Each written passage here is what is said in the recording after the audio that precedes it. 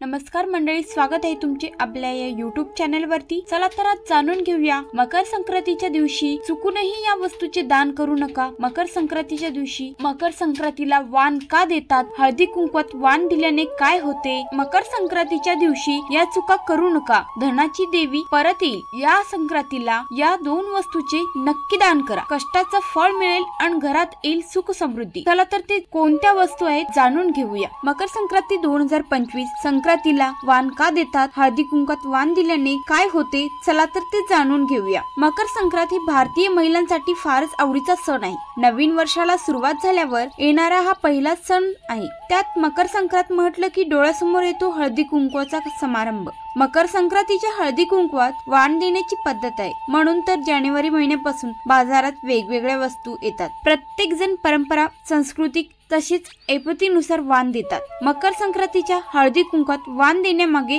काही खास कारण आहे, चला तर ते जाणून घेऊया। घराघरात हळदी कुंकू साजरी करतात, त्याचबरोबर आता तर सार्वजनिक स्तरावरही हळदी कुंकवाचे कार्यक्रम केले जातात। मकर संक्रांती पासूनच रथसप्तमी पर्यंत हळदी कुंकू केले जाते। या निमित्ताने जवळच्या मैत्रिणी आणि सुवासिनींना घरी वाण देण्यासाठी घेण्यासाठी बोलवता येतं। महिलांसाठी खास सेलिब्रेशन आणि नटण्या मुरण्यासाठी हौस भागवता येते। मकर संक्रांतीमध्ये जे हळदी कुंकू करतात त्यात वाण दिलं जातं। आदिशक्तीचे पूजन। मकर संक्रांत आणि हळदी कुंकू म्हणजे एका नाण्याच्या दोन बाजू आहेत। मकर संक्रांतीच्या दिवशी उत्तरायणाचा आरंभ होतो। या दिवशी ब्रह्मांडाची चंद्रनांडी कार्यरत झाल्याने सूर्याच्या उत्तरायणामध्ये ब्रह्मांडात रज सत्वात्मक लहरीचे प्रमाण अधिक असते, त्यामुळे हा काळ साधना करणाऱ्यांना पोषक असतो। या पोषक काळामध्ये हळदी कुंकू करणे खूप लाभदायक मानले जाते। हळदी कुंकवाच्या माध्यमातून आणि सुवासिनीच्या रूपात घरी आलेल्या साक्षात आदिशक्तीचं आपण पूजा करतो असे म्हणतात। हळद आणि कुंकू लावण्यामागे सुवासिनीमधील दुर्गा देवीचे तत्व जागृत होते आणि श्रद्धापूर्वक हळदी कुंकू लावणाऱ्यांना जीवासाठी ते कार्य करत आदिशक्तीच्या लहरींना जागृत करणे म्हणजे हळदी कुंकू करणे म्हणजे एक प्रकारे ब्रह्मांडातील सप्त आदिशक्तीच्या लहरींना जागृत होण्यासाठी त्यांना आवाहन करणे होय। हळदी कुंकवाच्या माध्यमातून जीव एक प्रकारे दुसऱ्या जीवातील देवत्वाची पंचोपचारातून पूजाच करत असतो। हळदी कुंकू आणि वाण देणे आदी विधीतून आपल्यावर सगुण भक्तीचा संस्कार होण्यास तसेच ईश्वर प्रती जीवाचा भाव वाढण्यास सहाय्य होते। वाण देण्याची एक पद्धत आहे। वाण देताना नेहमी पदराच्या टोकाचा वाणाला आधार देऊन देतात। वाण देणे म्हणजे दुसऱ्या जीवाला, देवतत्वाला तन मन आणि धन यांच्या त्यागातून शरण येणे होय। पदराच्या टोकाचा आधार देणे म्हणजे अंगावरील वासनेच्या आसक्तीचाही त्याग करणे, देह बुद्धी त्यागण्यास शिकणे। वाणाच्या रूपाने दाही दिशाच्या माध्यमातून तळ दर्शक रूपी सर्व प्रकारच्या आसक्तीचा त्याग करणे असे म्हटले जाते। हा काळ साधनेला पोषक असल्याने या काळात दिलेल्या वाणातून देवता लवकरच प्रसन्न होऊन जीवाला इच्छित फल प्राप्ती होते, म्हणजेच दान सत्कारणारी लागते। म्हणून तुम्ही पाहिलं असेल की प्रत्येक सुवासिनी महिला संक्रांतीमध्ये हळदी कुंकू करताना अगदी छोटस का होईना पण वाण देतात। वाण देण्याची पद्धत म्हणजे एक वाण देवाजवळ आणि एक वाण तुळशीजवळ देणे गरजेचे आहे, कारण संक्रांतीच्या काळात वाटाणे, ओले हिरवे हरभरे, गाजर, ऊस, शेंगा, बोर यांचं भरघोस उत्पन्न येतं, त्यामुळे याच पदार्थाचे वाण देण्याचाही प्रघात आहे। हे सर्व पदार्थ एका मातीच्या बोळक्यात घातले जातात, त्याला सुगड म्हणतात। काही ठिकाणी त्यावर मातीची झाकणेही असतात। ही वाण सवाष्णीला दिली जाते, एक देवाजवळ तर एक तुळशीजवळ आणि 3 सवाष्णींना आपल्या घरी बोलावून वाण दिले जाते। काही बायका छोटी बोळकी देतात, काही बायका जरा मोठ्या आकाराची काळ्या रंगाची बोळकी देतात। पाटावरचे वाण। लग्नानंतरची पहिली 5 वर्ष महिला पाटावरची वाण देतात।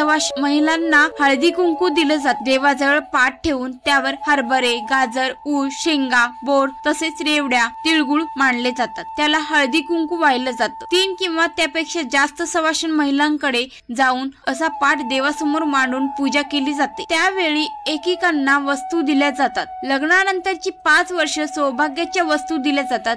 पहिली वर्षे ही धने द्यायची। पहिल्या वर्षी नववधूने ही धने वाणात पहिल्यांदा द्यायचे। नंतरच्या वेळेस तीळ, दुसऱ्या वर्षी तिळाचा मान असतो वाण देण्याचा। नंतर तिसऱ्या वर्षी किंवा चौथ्या पाचव्या वर्षी लग्नानंतरची मग सौभाग्याच्या वस्तू दिल्या जातात। पहिल्या लग्नानंतरची मग नंतरचे 3 वर्ष सौभाग्याच्या वस्तू दिल्या जातात। हळदी कुंकवाची डब्बी, कंगवा, आरसे, बांगड्या अशा वस्तू दिल्या जातात। आता वाणाचे विविध प्रकारे निघाले आहेत। पारंपरिकतेनुसार आधुनिक वस्तू वाण म्हणून दिल्या जातात। रथसप्तमी पर्यंत बायका हळदी कुंकवाचे कार्यक्रम करतात। हळद कुंकवात काय वस्तू लुटली असं एकमेकांना आवर्जून विचारलं जात। मकर संक्रांतीच्या या दिवशी चुकूनही या वस्तू दान करू नका। चला तर ते जाणून घेऊया त्या वस्तू कोणत्या आहेत। मकर संक्रांतीच्या दिवशी कोणत्या गोष्टी दान करणे शुभ मानले जात नाही हे पाहूया। स्टील, ॲल्युमिनियम किंवा लोखंडी वस्तू। मकर संक्रांतीच्या दिवशी स्टील, ॲल्युमिनियम किंवा लोखंडी वस्तूचे दान करू नये। आवा म्हणून अनेकदा या वस्तू आणून दान केले जातात जे शुभ नाही। काचेच्या वस्तू, या दिवशी काचेच्या वस्तू दान करू नये हे अशुभ मानले गेले आहे। वापरलेल्या वस्तू, या दिवशी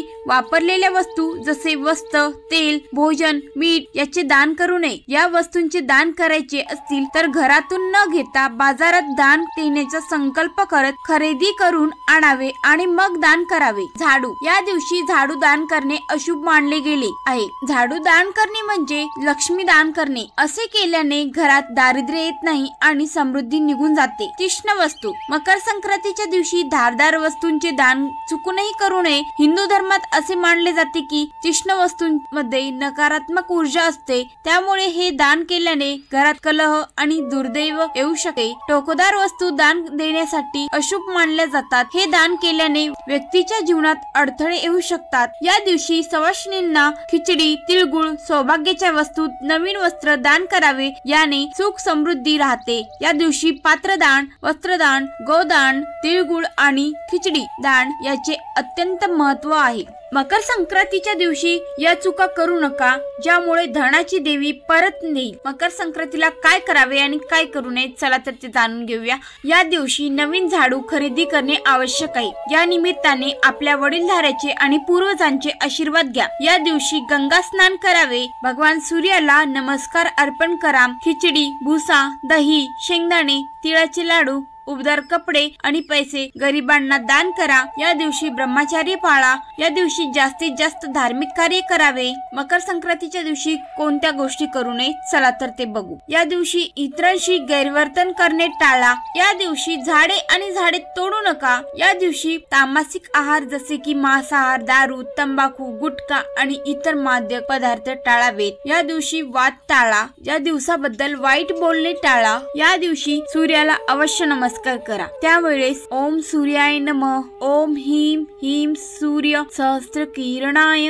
देहाचे इच्छित फल स्वाहा असे म्हणून सूर्याला नक्की नमस्कार करा। मकर संक्रांतीच्या दिवशी कोणत्या 2 वस्तू दान करायच्या ज्यामुळे कष्टाचं फळ मिळेल आणि घरात येईल सुख समृद्धी चला तर ते जाणून घेऊ। मकर संक्रांतीच्या दिवशी सूर्य मकर राशीत प्रवेश करतो आणि दक्षिणायनातून उत्तरायणाला गमन करतो। या शुभ दिवशी तिळगुळ, खिचडी आणि काळे तीळ दान करावे। ज्या क्षणी सूर्य मकर राशीत प्रवेश करतो त्याला मकर संक्रांती म्हणतात। मकर संक्रांतीच्या निमित्ताने लोक स्नान करतात आणि मग आपल्या क्षमतेनुसार दान करतात। मकर संक्रांतीच्या दिवशी भगवान सूर्याची पूजा करण्याची परंपरा आहे। त्या दिवशी सूर्य दक्षिणायनातून उत्तरायणाकडे जातो। या दिवशी ही 2 उपाय नक्की करा। गुळ, मकर संक्रांतीच्या दिवशी सकाळी पवित्र नदीत किंवा घरी स्नान करावे, त्यानंतर स्वच्छ वस्त्र परिधान करावे, सूर्यदेवाचे स्मरण करून गुळाचे दान करावे। मकर संक्रांतीच्या दिवशी गुळाचे दान केल्याने सूर्याचा आशीर्वाद मिळतो। काळे तीळ, मकर संक्रांतीच्या निमित्ताने गुळासोबत काळे तीळ दान करण्याची प्रथा आहे। काळे तीळ दान केल्याने शनिदेव प्रसन्न होतात, शनिदेवाचा आशीर्वाद प्राप्त होतो। मकर संक्रांतीला काळे तीळ का दान करावे? कारण